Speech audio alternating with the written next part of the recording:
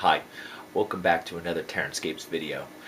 Today we're going to take another look at the castle project, and I probably wasn't very clear maybe in the last video, so I just want to reiterate that this is actually a mock-up of a castle that I plan to build as the next phase for a customer, and since there were so many new techniques on this, I decided to do a simpler, a more generically styled castle. So many of the actual stylings, some of the crenellations on the top probably aren't going to show up in the next one.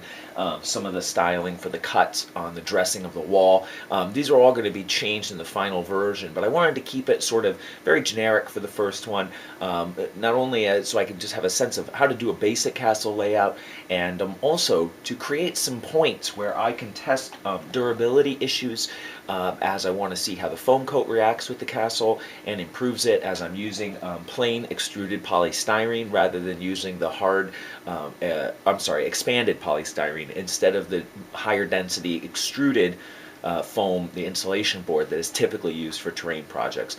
So really this is just to get a sense of the overall construction techniques and methods and how this is going to affect the final project. So at this stage, I've added the buttresses to the castle now. I have finished the wall assembly, magnetized it, cut the openings for the doorways, done some dressing on those. Lots of stuff has been done to this, added the foam coat. So let's take a closer look at some of these features and see what went right, what went wrong, and how we can improve it for the future. So before we go into a close-up look at the castle, I wanted to give you a sense of its overall scale and size. It's from this back to this back, not including the buttresses, it's 36 inches across from the rear, and I don't know if I gave these dimensions in the last video, and it is about 14.5 inches tall to the top of the tower. The things that have been changed since the previous video showing its work, I've added in buttresses, and what I did, so what I've done is I've added in some sloped, sort of curved sloped buttresses, 2 on each of the walls, and then I did a slightly smaller version to flank the doorway, and that really helps to break up this overall flat expanse of stone, and I really thought it actually brought a lot of life to the castle that I was kind of feeling like it really needed. In addition, let's do this. I have put in a stairway in the section of the wall to access the top level. Now, the stairway actually proved to be pretty tricky in the sense that I had a real struggle starting at this edge, so I didn't have to bisect it with the wall, connecting to the second section. So I needed to get from here to the top of the wall, and I still wanted to have some steps along the way that you could place a miniature as they were ascending the stairway. So this necessitated trying to find a pattern of stairs that would, be regular represented all the way up, but would provide enough vertical lift to get it up, but still get them to the top before I basically ran out of wall space. As you can see, I ended up just barely making it, and this landing is actually a little shorter than these, and I actually didn't get quite enough all the way to the top, and I'll show you this in a second.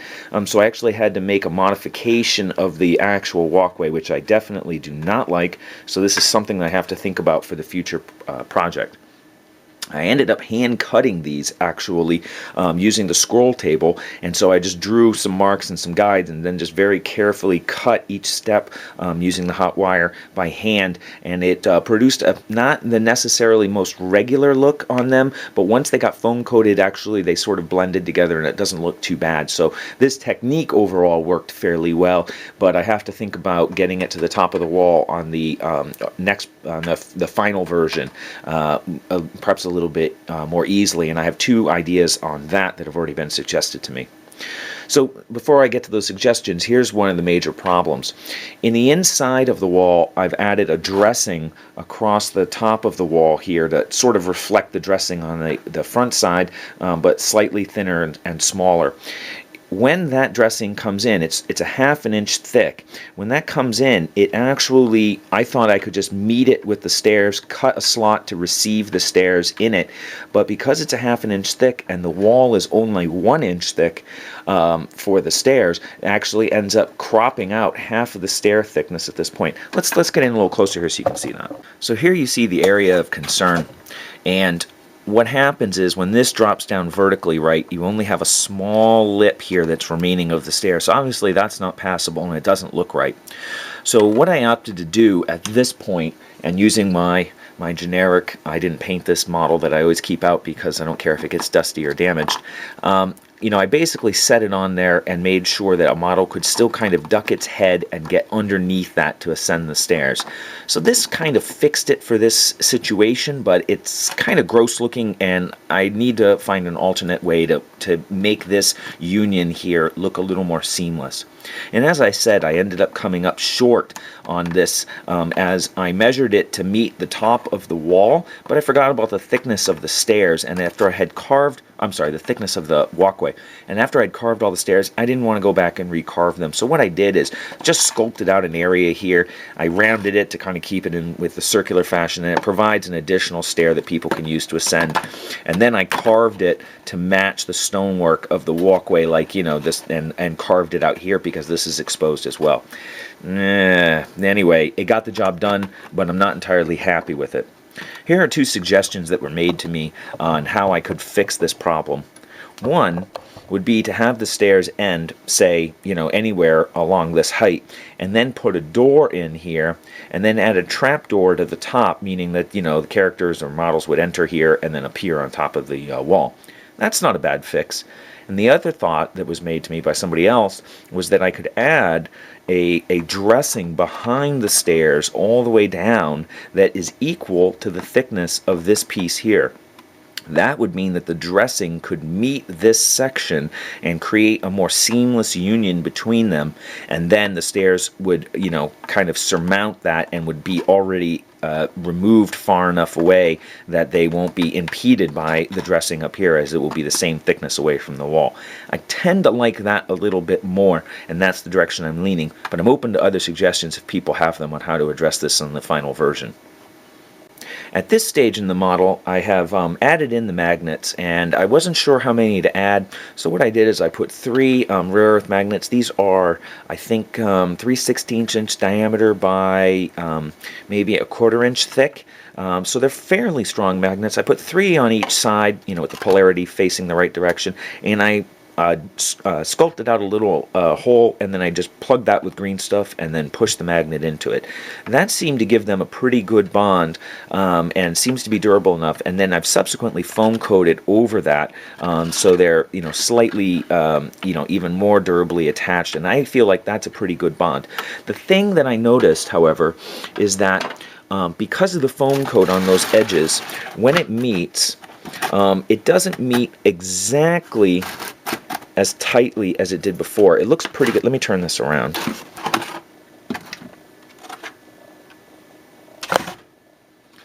And, let's use the other wall here as an example. So you see the 3 magnets, and it's a pretty good, oh, let me pan back here. There we go. It's got a pretty good bond strength, and overall I felt like seam management was pretty good. It looks a little wider here now after I foam coated it, because the foam coat has added a little bit of a barrier. I've sanded that down to try to get it smooth, but I wanted it to wrap around the edge, as the corners here are, you know, I'm fearful of them being dinged during assembly or moving it around, so I did want the foam coat to go in between the 2 layers. So it's a bit of a compromise, but overall I think the seam is pretty reasonable. When I originally installed the 3 magnets on each side, this had a great strength. I could pick this up and carry it around, and both walls would stay attached. But after adding the foam coat to it now, that added some weight to it, and now if I pick it up and I jostle it, they will come apart. So in the final version, I'll probably be adding 4 or 5 magnets to each of these sides, and to make sure that when it's picked up, there isn't a risk of it separating and falling off the table and breaking. And here you see the dressing for the archway of the door. Now this is actually This, this was a challenge. I finally broke down and went out and got a compass and a protractor so I could do these measurements properly. I sort of slapped myself on the forehead for not starting out with those tools. But that only solved the problem of creating the shape, but not about how to cut it out and how to meld it with the structure itself. The idea is to have a smoother facing of blocks. If you look at a lot of castles, what they have is a smooth facing of blocks inlaid into the wall. Now, I did not want to try to inlay this as carving this shape out of the wall tightly to match this shape exactly. It might be possible, and I might try it as a practice before I do the final version, but a little bit of a trick. So I didn't want to try that for the first, for this first mock-up. And what I did is I'm really interested in seeing how this detail differs when it's painted from the actual wall texture.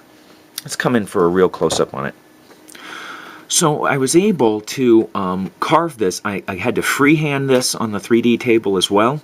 So I was very concerned about getting nice crisp edges on it. It came out pretty well. There's a few small, variations on a couple of the bits, but the overall impression of it looks pretty symmetrical when you look at it from any real distance. This is the extruded, high-density foam, and so it's got a smooth texture, but I did want to foam coat over it, and I've lightly sanded it just to buff that down a little bit to try to keep it smooth, but I'm very curious to see how that's going to paint up and look different from here. I would like to inlay this into the wall itself, and if there are suggestions out there on how to do that, or if anybody's done similar work to that, I would be really grateful for a tip on that. I decided that instead of carving a throughway, at least for this version, all the way through, what I would do is practice this section as well as making a nice door. Taking a look at castles, what I've seen is that typically they have a wooden door on the outside, and then they have, say, a portcullis on the inside, with the idea, I think, normally being that you could drop the portcullis and then trap siegers inside the wall itself, and then there'd be murder holes up above, and they drop boiling oil and whatnot on them. So that's really what I'd like to do in the final version and have this be, all the way through. And I'd like to think about making the doors openable. I've been looking at some people making, hinges that they can, glue in using dollhouse hinges or homemade hinges. I'd like to look at that. But I thought, again, for this version, I'd just like to work on just making the door. And I thought I'd recess it on both sides. This is probably about almost an inch deep. And that'll give a nice, depth of, it's an interior door. And so I've done that. Let's turn this around. And I've done the same thing on both sides. Now this brings us to the actual foam coat material itself as the final part of this test, and my main concern is on the retention of detail. When I carved these spots on the wall, and we'll pan back just a little bit here, but you can see it even in this area, there's really been some variation in how the foam coat filled some of the gaps. Now I made two thin applications, and I tried to brush it in very carefully, after I did the first piece, I realized I needed to be even more careful, as there were a couple little drips on a couple spots that I went in and I tried to clean up a little bit. But the amount of coating, I think, gives it a pretty good protective layer. I feel a little more confident now about working with this material as the base material, but the foam coat and its ability to fill in details is a real hazard that I need to work on. You can see here in this spot, see how it's gooped into this seam, and then here there's a very deep cut and it's wide open. My next question is to see how much that's going to show when it's painted and whether that's going to look like a problem or not. I mean, obviously you can have some variation in the cuts in the blocks. They don't all have to be this uniform depth, but a real stark difference between blocks in areas may look a little odd, and that's the next thing I really want to see before I do that. You can notice that here, when I carved these for the tower, they got carved a little shallower and they're filled a little bit more uniformly. But I noticed on the tower, and I don't know if it'll show here, I did pick up some brush strokes from the foam coat. It's pretty important, from what I've learned from this, that when you work with the foam coat, once you cover an area, you don't go back to it. Because as it sits exposed to the air, it will start to set up and it's going to hold those brush strokes a lot more, and I think you can see some right there. I've gone over this with a little light sandpaper, but of course you're risking removing the protective layer by sanding it too aggressively, so I've decided to leave it as it is, and let's see what shows up when I paint and dry brush it. Other things that I noticed, and let's take a look, let's see if I can find one. Hold on just a second. So here's a shot of the one of the side walls. You can see the buttes. One of the things that I was interested in seeing, as I had mentioned before, there were some gaps between some spots, and I was curious to see how the foam coat would fill those gaps. I would say it fills moderately well, depending on the thickness and how many layers you apply, but at the rate I was using it, it was unable to bridge some of the wider gaps that were in a couple spots where I joined these buttes. And there's a couple little gaps in where around some of these archways had, met a seam. I'm not going to worry about those. I don't think they're going to show too strongly on the finished thing, but it's something to kind of keep in mind. More importantly, though, getting the foam coat under some of these arches, I really had to brush it in pretty aggressively, as I really wanted to get into those seams and fill some of them in. And what it produced, let's come in real close on this here. There you go. I think you can see that. Is it actually produced some bubbling. Probably the frothing of the brush trapped some air bubbles, and these bubbles not too prominent, but there are some in some of the areas, so I'll be looking to see how those come out in the finished paint project as well, and whether that's something I really need to watch in the final version or not. Let's come up and take a look at the top here real quick.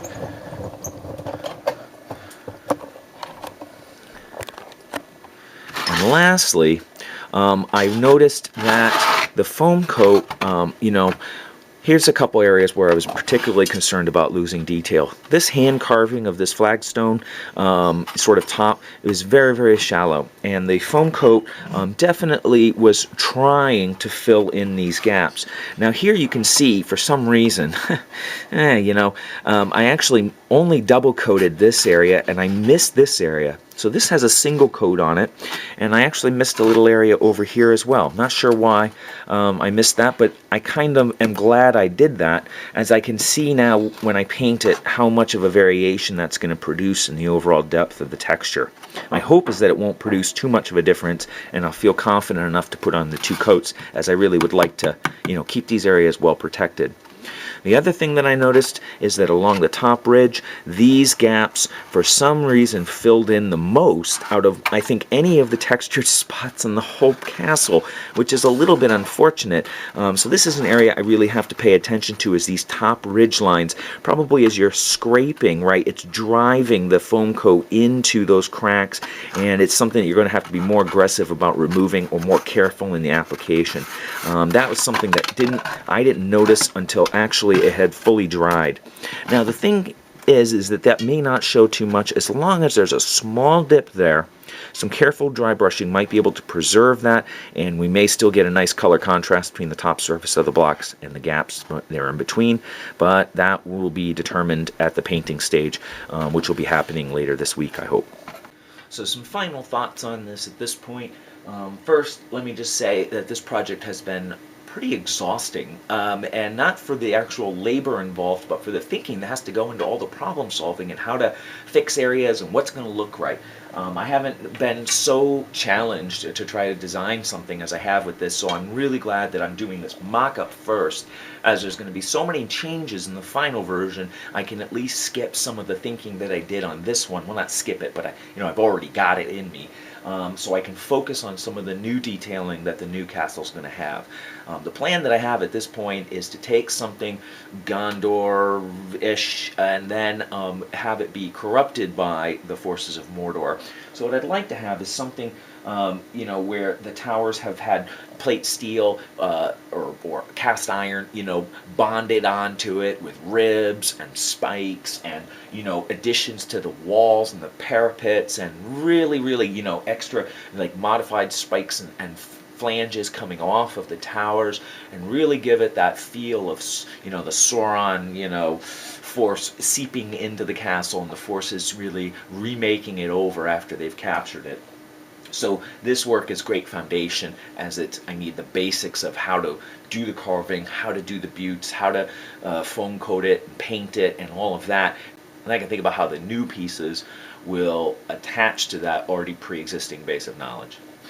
And I will say that overall, I do like the way this has come out. My main concern would be if I could change anything besides the stairs, which we've already talked about, is really changing the entryway and being able to, I remembered, inlay, when I want to inlay that stonework into it. And I was thinking about the same for arrow slits, although I have to take a look at the, sort of Middle-earth castle look, as I don't seem to recall them having many arrow slits, but it would be something that would be a nice addition to towers if it fits with the theme. And so, but again, those tend to have inlaid stones. They're smooth, that border the arrow slit and give it some definition and attractive, sort of stonework looking. So, still some work to be done and some problems to be solved. But overall, I feel pretty confident about the progress that I've made so far on this project. And once I get some paint on it, I'll be able to more firmly decide exactly what kinds of small changes need to be made for the final version, which I hope to start quite soon. So hopefully you found this interesting and useful. Feel free to leave comments and suggestions down below. Happy to look at those, and always looking for some tips and tricks on things I might have missed. So I do appreciate it. And keep your eye on the channel, and I'll be back with another video really soon.